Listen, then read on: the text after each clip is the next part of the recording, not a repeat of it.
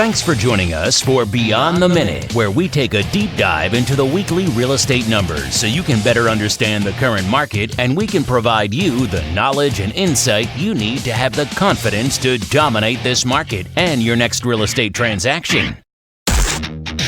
Welcome to the Monday Morning Market Minute. Single family inventory from South San Francisco to Redwood City right now is 218. That's down from 219 of last week. And last year at this time, that number was 238. Very, very interesting. We had 43 homes come on the market and 37 homes go into contract, which is not quite the 40 number we like to see week in and week out. Last week was 39. Condominiums right now, 118 condominiums on the market. That's up from 112 of last week. And last year at this time, that number was 90. So very, very interesting there where single family homes inventory is lower this week than it was last year this time. And yet condominium inventory is higher this week than it was last year this time. There were 16 condominiums came on the market and 10 condominiums went into contract. Last week that number was 18, so a little lower there. Here's something that's interesting. Expired, cancels, withdrawn. That was 6. Last year this time, that number was 18. Very, very interesting there. And with price reductions, huge number. 23 price reductions last week. Last year this time, only 15. So total from South San Francisco to Redwood City, single family homes and condominiums inventory is 336. That's up from... And now, your hosts, with over 60 years of local Bay Area experience and hundreds of millions of dollars of closed real estate transactions, Timothy and Dan Gilmartin. Hello, this is Dan Gilmartin sitting down with the president of the Gilmartin Group, my brother Timothy D. Gilmartin, and welcome to episode 32 of Beyond the Minute, where Tim and myself continue to dive deep and unpack the Monday Morning Market Minute. Good morning, Tim. Good morning, Dan.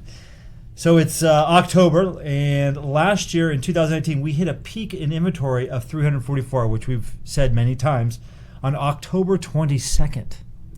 And as of today, we were under that number with 336. Now, this is a total number.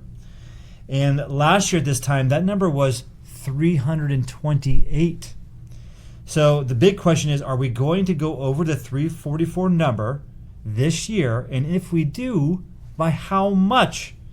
Now, we've seen relatively a healthy number of sales with 72 single-family homes going into contract in the last 2 weeks. But what is different is the amount of price reductions, which was 32 in the last 2 weeks. We also had 61 single-family homes close escrow, which is below the 80 number we like to see, with a list price sales price ratio of 105%, which is up from the 100% that we've been seeing the last few weeks. And the average days on market for those sales was, for those 61 that closed, was 18, which is actually down as well. Well, reflective of the 105%. Right. The higher the sale price to list price ratio, the shorter the days on market too. Only they go natural. together. So, Tim, after hearing some of this, the last couple weeks numbers, what else are you thinking? Excuse me for jumping in just a touch. No problem. There. Well, 61 sales with at 105% tells me something interesting. It's kind of a bifurcated market. Something tells me that if you were to look at all those 61 sales, you'd find that they're in the below $3 million range as opposed to the above $3 million range.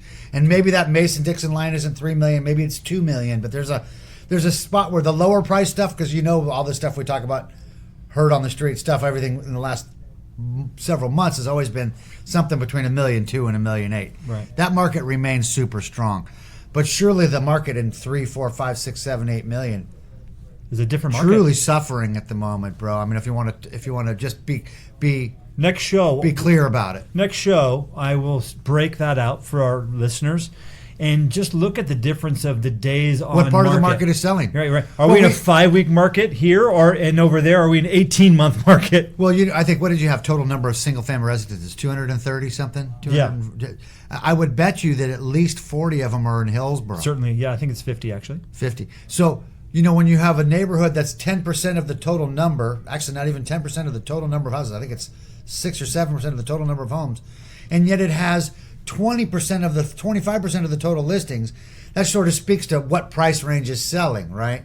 So it's interesting. I mean, which is interesting because if you go back to the last cycle finish, where the low end homes were selling for a great number relative to list price sell price ratio and so on and so forth, because of free money, right? Remember, Yeah, it came you down. get a loan up to $860,000 if you're breathing, and then that market crashed, and those homes got creamed down to $350,000, $400,000, right? But they're well back beyond that now. Yeah, oh, yeah. So very interesting just to see, what parts of the market are working and what parts of the market aren't working at the moment. Certainly. That does kind of bring us right into Tales of the Street. So we've had a lot of people asking a lot of how's the market, and a lot of people talking about murmuring, the word recession, and depending on who you are talking to determines the answer you're going to get on, to the question how's the market. The real story is the difference between what caused our last recession and how it compares to where we actually lie today. For instance, the employment numbers are way better than they were in the 2005 to 2007. The defaults are nowhere near where they were in the 2005 through 2007. And there were a lot, I think you'll find that the market today has way more liquidity, way more equity as a percentage of value than it had last time. Okay, and having done this been involved in it for 37 years, and cleaning the floors all the way back to 50 years ago in real estate, right? Some cycles have higher ups, and some cycles have higher, harder downs. At the moment, it's hard for me to see a hard down. I mean, I think quite frankly, as I said to one of our partner this morning, it seems to me earlier this morning, I should say, it seems to me as though at the view that I see is kind of a stall versus even a down, kind of just we're going to call it down just because it's not selling as fast. I was just talking to a friend of mine who lives over in Danville, because we've talked about land over there before. I have a client with a piece of land over there before, and I went over and did some homework for him this year. They had 181 homes for sale in the town of Danville. By the way, I came back and told my client with the land, that doesn't appear to be a whole lot of demand for land right now in Danville. If we had that lot right here, well, last year we just sold it, but we've had land for sale lately that's not selling, right? So the higher end of this marketplace is where we're running out of energy. And by the way, he lives over in Blackhawk, high end part of 680 corridor. I asked him just today on the phone, is your home? His wife is in real estate and he's a developer. Is your home worth today what it was back in 2008? And he immediately said, "Oh yeah." And then he asked his wife. And when went back to thinking about what it was in the peak before and where they are now, they're still not back to their previous peak necessarily in their house. Very interesting. So, what that tells me is, we've had an extraordinary run here in our little zone. But for, 90% of the world, it's not been it's not been the same game.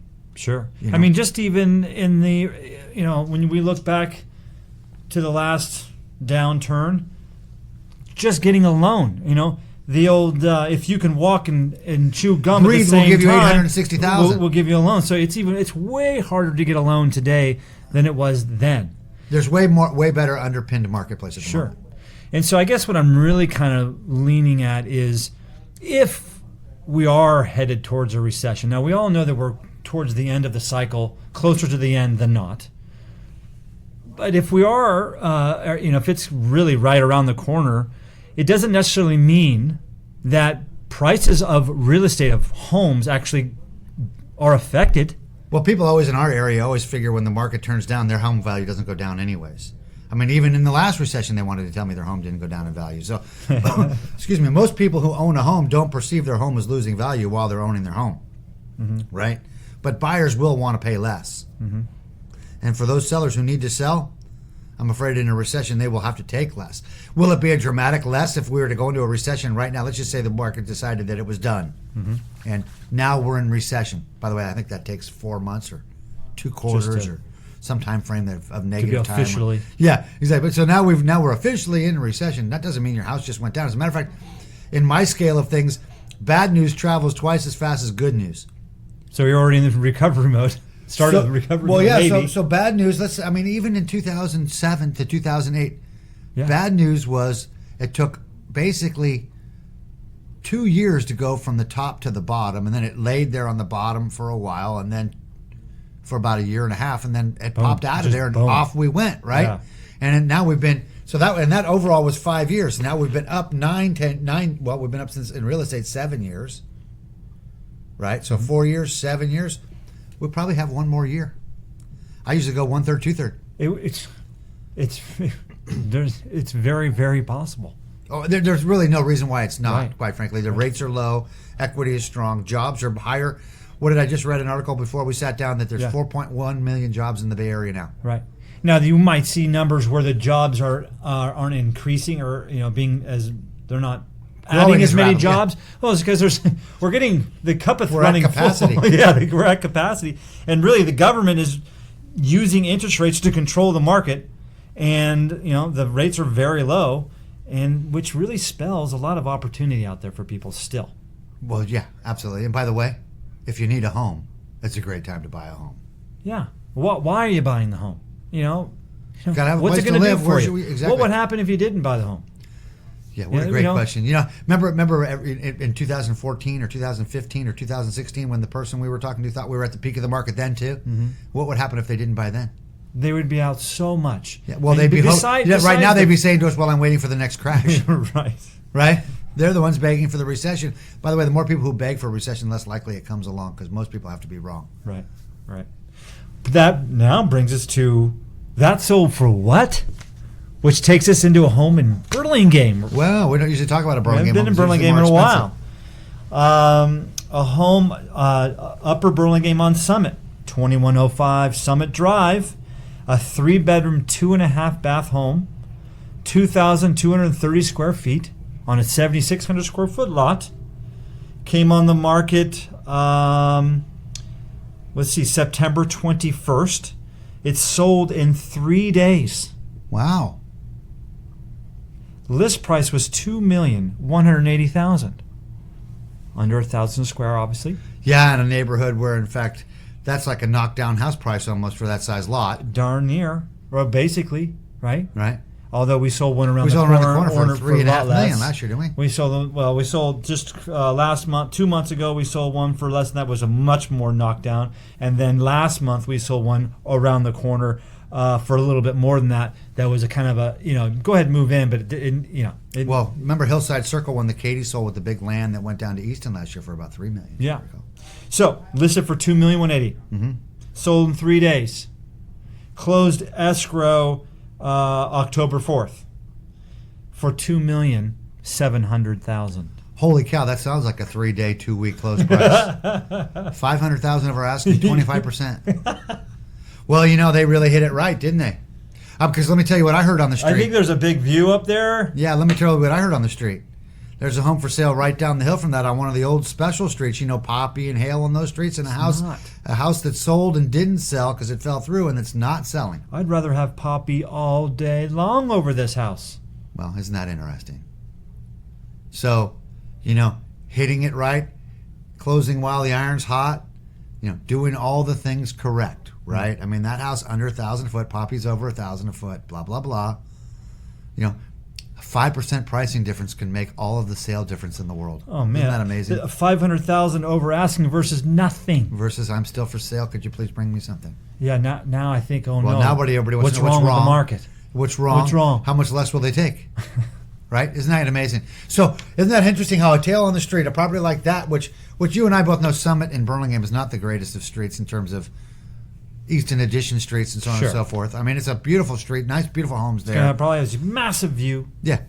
But interesting that would sell and Poppy wouldn't. Right. Because Poppy's one of those special streets, which kind of has maybe run its course as well. Right. So one of the main things we're looking forward, is this 344 number that happened last year, October 22nd. We're looking to see if we're going to go over that. And that's going to be, and again, if we go over it's a big deal.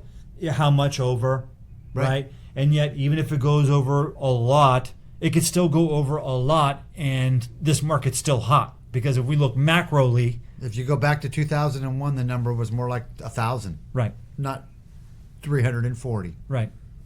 with 3,000 agents of Because and 12. if you go back, I don't know what the numbers were. If I go back to look at the numbers for 2010, 2011, my recollection of those numbers are somewhere in the 700 range. Yep. So, what else are we looking for? I mean, there's the main. That's some of the main key. well, I think leads. you're tracking the right stuff. You're tracking defaults. You're tracking expires, withdrawals. You're tracking price reductions. You're tracking actual what's selling versus what's not selling. And the reality is, folks, the market isn't as strong in all categories as it was 24 months ago, 36 months ago. Prices are actually higher. But as we keep getting the prices higher, the energy starts to wane. Right. Right? I mean, there's less demanders at a higher price. So our demand is starting to wane at the moment. Take our advice that we said so many shows ago. Use the list price, sellers, talking to sellers. Use the marketing list price that you would have used January 2018. Put that price on your, and Everything will still work perfect. watch your options expand. Exactly. Exactly. And buyers ought to be looking at that same price range time frame then too. Yep. Yeah. Yeah. So if we're not in that realm, we're probably missing it. Because we're really in what everybody's calling, let's just say it's a down market, which means we've been even. Because we basically have been even for the last 12, 24 months. I mean, when you look, when you put it all together. You know, we can find anomaly of numbers, Yes. but I think if we took 12 months worth of average sale price per square foot, we'd probably end up in the same places. Total average. Yeah, I mean, because we have as high as 1,100 and something in a month, but as low as 933. You know what I'm saying? Sure. And, if you took the average of all of them, you're still going to end up somewhere around 1,000, 1,050 a foot for the last 24 months. Sure. Are you getting any other questions out there? Any other? No. I'm telling you, I'm feeling the upper end marketplace having a lot for ready to build lot for sale that's not selling, a brand new house for sale in Menlo Park. Buyers want to move in. Yeah. Buyers don't want to build. No, you are right about Therefore, it's the investors, and investors are speculators like, are out. well, this is going to take me 36 months, 24 months, Even 12 months. Speculators Right. are out right now. Yeah. They're really kind of holding off at the moment. Yeah. Very interesting. That's usually the canary in the coal mine of how buyers and sellers feel, because the guys who want to make money at it, who are afraid they're not going to, start to back off a little bit. Absolutely.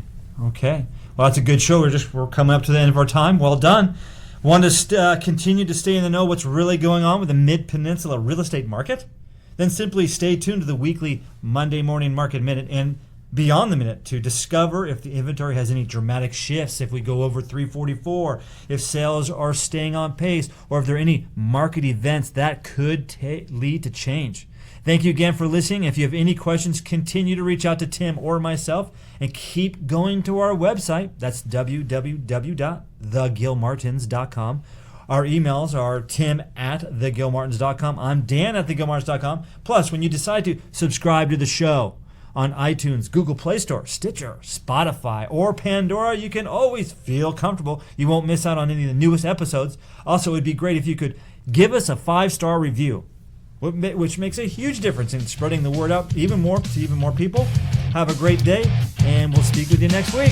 Thanks, Dan. Thank you.